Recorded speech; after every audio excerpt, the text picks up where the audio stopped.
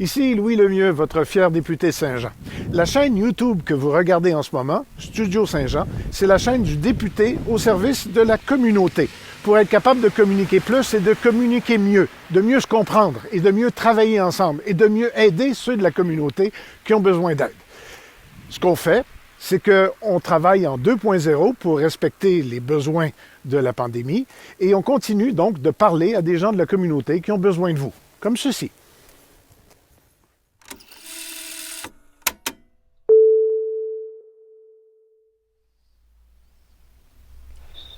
Bonjour, bonjour, ici Luc Archambault. Bienvenue à Studio Saint-Jean 2.0. Aujourd'hui, on parle de justice, de médiation, de réparation des torts, d'éducation.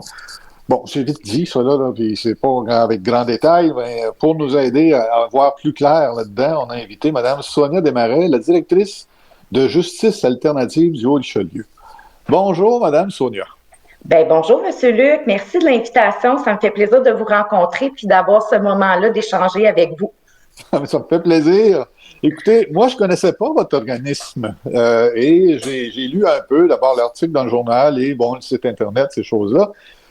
Je trouve ça drôlement intéressant que ça existe, une organisation comme la vôtre. Pouvez-vous nous en parler un peu plus pour que les gens se comprennent la portée de vos actions, si on veut, dans la société? Parfait. Écoutez, Justice alternative du Haut-Richelieu, c'est un organisme communautaire qui existe dans notre communauté depuis bientôt 38 ans. Donc, nous, c'est ça fait quand même de nombreuses années. On a différents mandats, mais notre mission en général, c'est de vraiment mettre en place des mécanismes alternatifs au niveau de la gestion des conflits. C'est sûr qu'on a un mandat au niveau jeunesse. Donc, nous, dans le fond, on applique les mesures au niveau des adolescents qui ont commis des infractions criminelles. Hein. Vous savez, il y a une loi qui existe pour les adolescents qui est différente de celle des adultes, qui permet aux jeunes, justement, de réparer les torts qu'ils ont causés envers les victimes, mais envers aussi la communauté. Donc, il y a cet aspect-là de notre travail. Il y a tout, bien sûr, aussi tout le volet prévention qu'on fait en milieu scolaire. Donc, on est très, très, très impliqués dans nos écoles, là, justement, pour outiller les jeunes à faire les meilleurs choix possibles, puis justement, à prendre conscience un peu des impacts que peut avoir leur geste. Depuis 2008, on a un beau service qui existe pour les citoyens qui s'appelle la médiation citoyenne. OK. Ça, c'est pour les chicanes de clôture, ces choses-là? Ou Oui, souvent, les gens, ils pensent ça. C'est sûr que c'est plus large que ça. Hein? Donc, nous, c'est ça. C'est un service qui s'adresse aux citoyens, monsieur, madame, tout le monde, qui vivent une situation de conflit. Hein? On sait que les conflits touchent tout le monde. Donc, le but, c'est vraiment d'outiller les gens à peut-être offrir une possibilité d'être accompagnés dans la résolution de leurs conflits. Excellente idée. Excellente idée, je vous le dis, là. Il y a toujours des chicanes. Pas des chicanes. Il y a tout le temps, à un moment donné, dans la vie d'un citoyen, il y a un accrochage avec le voisin, avec d'autres choses, etc. Puis, au lieu de lever les bras au ciel, puis de provoquer, c'est-à-dire de menacer de le poursuivre et tout, j'aime mieux passer par un organisme comme vous. C'est pas mal plus intéressant, je pense, pour tout le monde. C'est ce qui est vraiment intéressant avec le service, c'est que souvent, puis qui est encore un peu méconnu aussi pour les citoyens. Oui. Tantôt, je parlais des conflits. Oui, il peut y avoir des conflits de voisinage. C'est la majorité, je vous dirais, de nos appels qu'on reçoit à Saint-Jean. Mais ça peut être autant des conflits interpersonnels, là, familiales, des conflits locataires-propriétaires, colocataires, milieu de travail. Donc, c'est beaucoup plus vaste que juste le conflit de voisinage. La seule chose qu'on ne touche pas, nous, c'est vraiment au niveau du droit familial. Donc, tout ce qui est pension alimentaire, garde partagée, parce que ça, c'est vraiment régi au niveau là, des avocats et des notaires. Donc, on ne touche pas à ces situations-là. Puis souvent, vous l'avez bien dit, les gens, quand ils vivent une situation conflictuelle, ils savent pas trop nécessairement comment gérer ça. Non. Fait que souvent, ce qui arrive, c'est qu'il y a un peu une escalade dans le conflit. Hein? C'est ça, on prend sur nous, puis on accumule, on accumule, on accumule. Vous savez, nous, on a des citoyens qui nous appellent, puis le conflit perdure depuis de nombreuses années. Là, ça peut faire 2-3 ans que le conflit est présent. Puis quand on leur demande, avez-vous parlé avec votre voisin? Puis il y a des gens que oui, vont avoir tenté de communiquer avec l'autre personne, puis d'autres que non. On ne sait pas nécessairement comment approcher l'autre personne, comment qu'on va être reçu. Puis souvent, on est teinté aussi par nos perceptions, puis nos émotions. Fait que c'est sûr que quand on est dans la colère, c'est peut-être pas le meilleur moment pour aller parler à la personne avec qui qu'on est en conflit. Donc, ce service-là est intéressant pour ça, c'est dans le fond d'offrir une façon alternative finalement, vous l'avez bien dit, au niveau du système judiciaire, au lieu des plaintes à la police, des mises en demeure, des poursuites au code civil, ça peut être un beau moyen qui peut être utilisé. C'est un excellent moyen, je vous dis, parce que, à moins que ce soit bien grave, là, la plupart des conflits, je suis certain que ça peut se résoudre juste en OK, on s'est mal compris, j'ai mal compris que tu voulais dire, etc., etc. Puis ta clôture, OK, c'est correct, je vais t'aider à peinturer. T'sais. Dans le genre, bon, c'est une image que je fais, là, mais je pense que la plupart des conflits de citoyen à citoyen, ça c'est jamais aussi grave qu'on pense que ça peut l'être.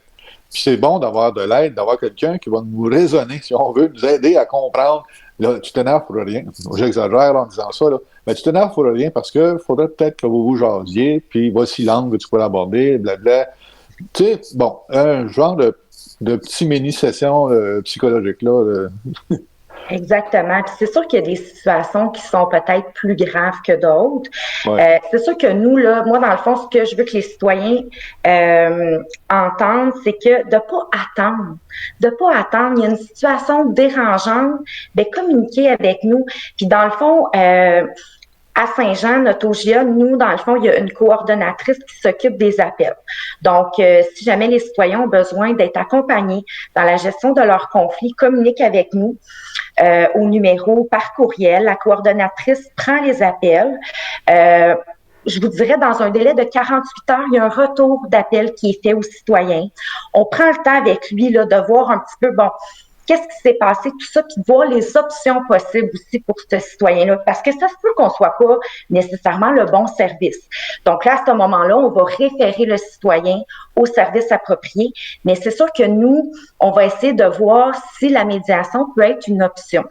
Mm-hmm. Nous, on prend pas position. Le but, c'est vraiment d'accompagner la personne, de l'écouter dans le non-jugement, de voir avec lui, c'est ça, qu'est-ce qui a été fait jusqu'à présent, de voir les options possibles et de peut-être voir avec la personne, est-ce que vous souhaitez communiquer avec l'autre personne?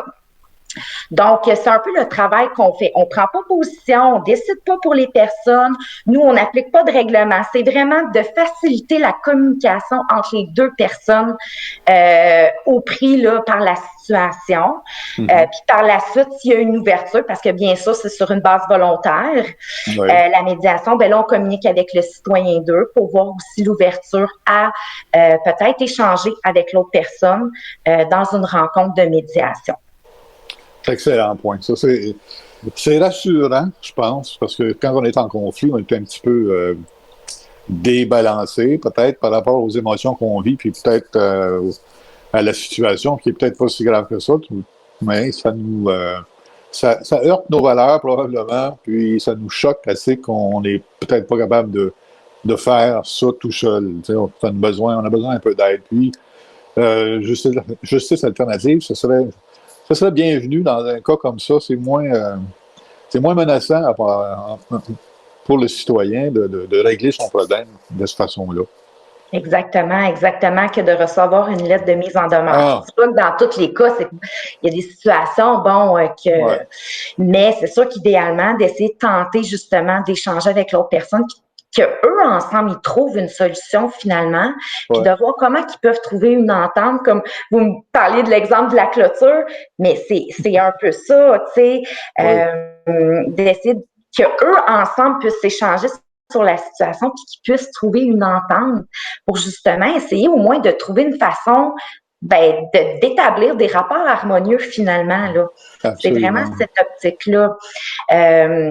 Donc, voilà. Puis, tu sais, oui, il y a la coordonnatrice dans l'équipe, mais on a aussi une belle équipe de bénévoles. On a 9 citoyens, nous, qui ont été formés par nous, qui sont bénévoles, qui donnent un coup de main donc aux citoyens. Donc, c'est quand même une belle équipe là, qu'on a. Le service est offert, oui, à Saint-Jean, mais il est offert aussi sur le territoire de la MRC du Haut-Richelieu. Okay. Donc, beaucoup de situations vont nous être référées par le service de police, par le service de la ville de Saint-Jean. Mais je veux également là, mentionner que les citoyens des autres municipalités de la MRC peuvent faire appel à nous. Là. Puis ça va nous faire un plaisir de voir là, si on peut justement les accompagner dans ce processus-là. Oui, vous avez un grand territoire à couvrir. Non, c'est bon, c'est excellent. Je regardais aussi, je voyais, vous vous adressez aux adolescents ou à la jeunesse, finalement. Oui. Ça arrive des fois qu'un jeune homme ou une jeune fille fasse une gaffe puis qu'il est obligé de répondre de ses actes.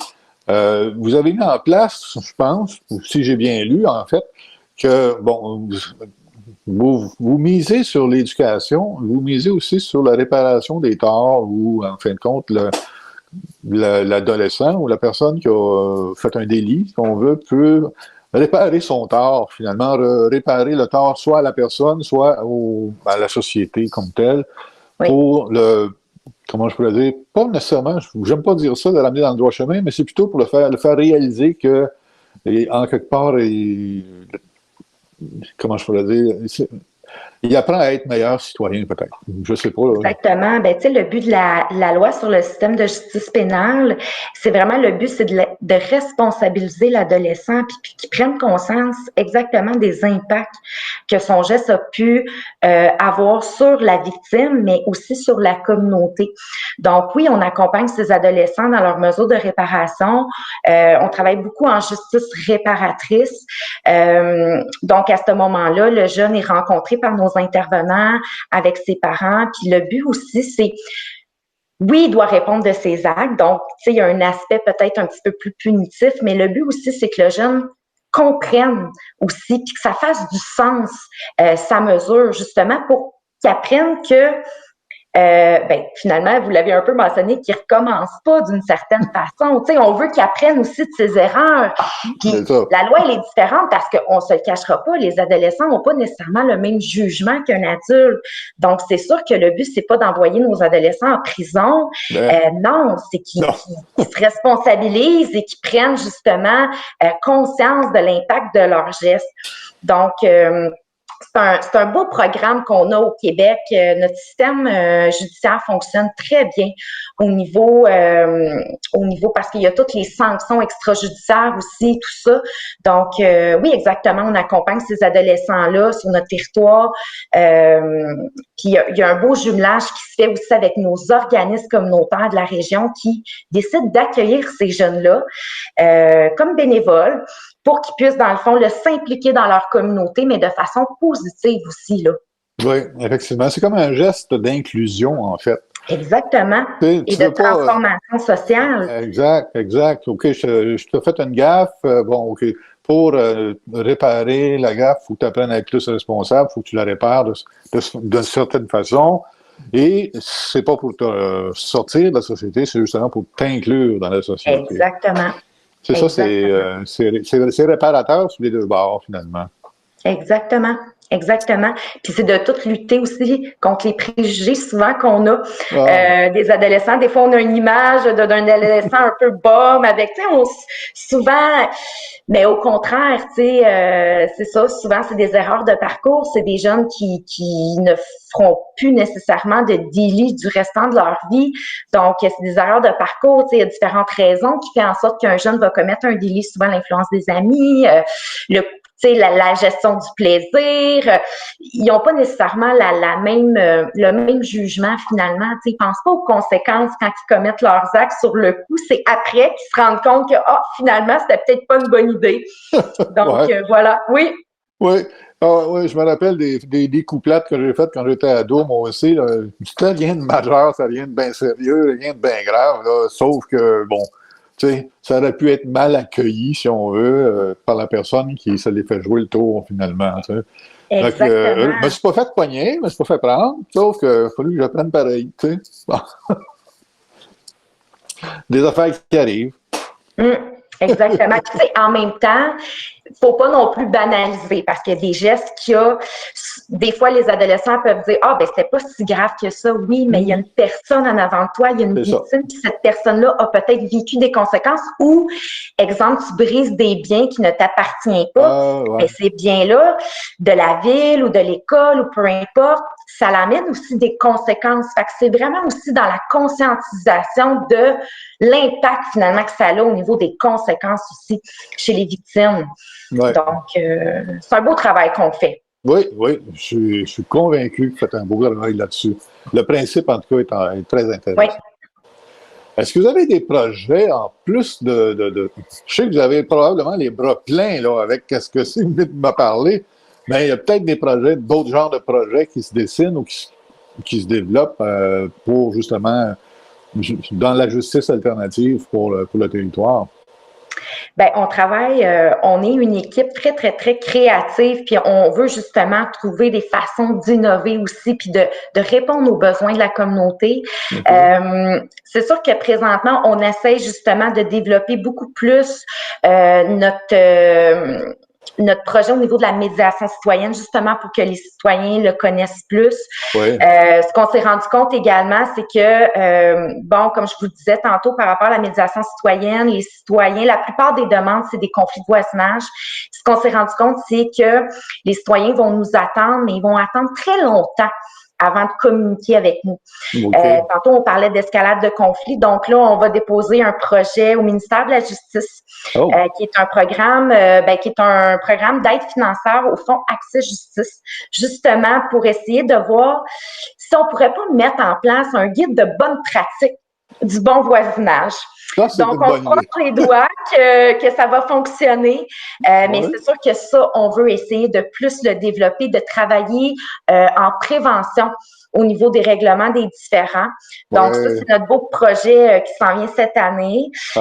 Sinon, ben, on approche notre saison estivale. Depuis plusieurs années, on a un beau partenariat avec notre service de police de Saint-Jean et la ville. On fait l'enlèvement de graffitis illégaux. Dans la municipalité. Oui, dans la municipalité de Saint-Jean. Donc, c'est un projet qui est estival. Donc, tous les graffitis qui sont commis sur le territoire, on va nettoyer ces graffitis-là à l'aide d'une équipe d'adolescents. Puis le but, dans le fond, c'est d'embellir notre belle municipalité, là, puis de mettre un frein à ça au niveau des graffitis légaux. Donc, plein de beaux projets là, qui s'en viennent pour la prochaine année. Ah ben, on souhaite de les réaliser. J'aime ça le projet, là, justement, là, comme d'éducation, si on veut. C'est intéressant, ça, d'avoir un mode d'emploi de citoyen ou de voisin, si on veut. Ben exactement. Qu'est-ce que je peux faire, justement, pour essayer d'améliorer ou de respecter mon voisin aussi dans ce que je fais au quotidien ou justement pour éviter d'envenimer des situations là. Oui, effectivement. Si supposons que vous aviez un souhait, ou peut-être plusieurs souhaits, lequel que ce serait? Un souhait? C'est une bonne question. C'est une bonne question. Ben, je pense que c'est de continuer ce qu'on fait. On est bien impliqués. On a une belle collaboration de nos partenaires. Donc, c'est de continuer sur cette voie-là. Continuer également notre éducation, notre prévention qu'on fait en milieu scolaire. Je pense que c'est apprécié des étudiants, c'est apprécié du personnel enseignant. On a une belle collaboration avec le Centre de services scolaires des Hautes-Rivières. Donc, je pense que c'est ce que je nous souhaiterais, de continuer le travail qu'on fait, justement axé sur la justice réparatrice, sur la prévention de la criminalité, mettre en place des moyens alternatifs au niveau de la résolution des conflits. Donc, c'est ce que je nous souhaiterais, de continuer notre travail. C'est bon, c'est bon. On se le souhaite aussi, Mme Sonia. Oui. On se le souhaite aussi parce que vous avez l'air à faire... Écoute, je ne pensais pas que vous étiez là depuis 38 ans. Donc, on se souhaite encore une longue vie à Justice alternative. Bien, merci, c'est gentil, c'est apprécié. Et c'est là-dessus qu'on doit se quitter. Donc, bonne justice, Madame Sonia. Merci beaucoup. À la prochaine. À la prochaine. Bonjour.